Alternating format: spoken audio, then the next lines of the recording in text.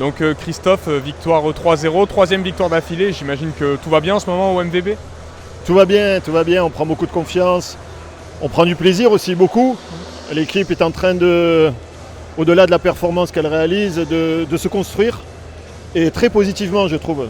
Voilà, donc on se rassure beaucoup, on travaille bien toute la semaine et le résultat, le week-end, c'est que ça paye. Ok.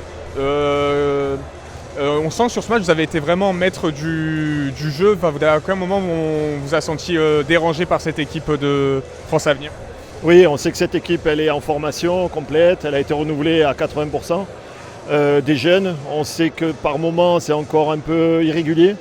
Et on savait qu'il fallait être patient avec cette équipe et qu'on allait la dominer comme ça à domicile. Mais ça ne sera peut-être pas la même histoire dans 3 mois quand on va aller chez eux. Et c'est une équipe qui va très vite progresser. Et ça va être très compliqué de les jouer dans pas longtemps. Ouais. Qu'est-ce que vous avez dit à votre match? Sur quoi vous avez axé? Vous avez axé sur votre puissance physique face à cette équipe assez jeune? Oui, on avait surtout un plan de jeu au service parce qu'on voulait les gêner beaucoup en réception, ce qu'on a réussi à faire. Et on voulait contrôler 1 ou 2 joueurs là-bas qui offensivement sont quand même assez efficaces. On a réussi en partie mais pas complètement. Donc voilà, mais sur le service réception, je pense qu'on a été un peu mieux qu'eux. Et après, dans le jeu aussi, sur le fond de jeu, on est quand même supérieur à cette équipe et c'est ce qui paye aujourd'hui. Ouais. Donc le prochain match, c'est contre Fréjus, leader actuel. Ça va être une grosse affiche.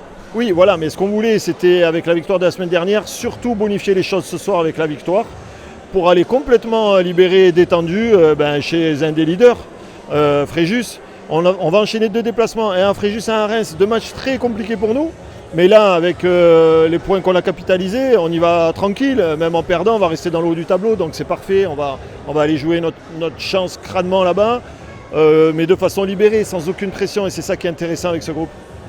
Vous voyez vraiment en position d'outsider sur le prochain match? Oui, complètement. Et Fréjus va jouer dans sa salle. On connaît l'avantage que ça a de jouer à domicile dans ce championnat.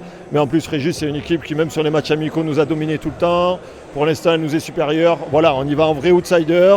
On va essayer de s'accrocher pour gagner un set. Et puis, on verra au fil du match comment ça peut se passer et dans quoi on peut s'infiltrer pour essayer de bousculer la hiérarchie.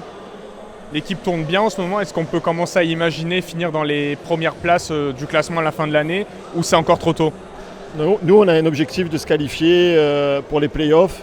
Et on avait dit, il y en a 8 qui se qualifient, mais surtout, essayer de ne pas être à la 7e ou 8e place pour ne pas prendre les 2 premiers en quart de finale. C'est vraiment ce qu'on essaye de faire. Donc là, pour l'instant, on prend des points. On verra encore, c'est encore trop tôt pour le dire. On n'a joué que 4 rencontres. Je pense que d'ici la trêve, on saura exactement comment on se situe dans ce championnat. Mais les gars ont du répondant et moi je suis confiant pour la suite. Je suis confiant et très satisfait aussi de ce qu'ils produisent ensemble. Et on a vraiment un bon collectif, donc on va s'appuyer là-dessus. Ouais.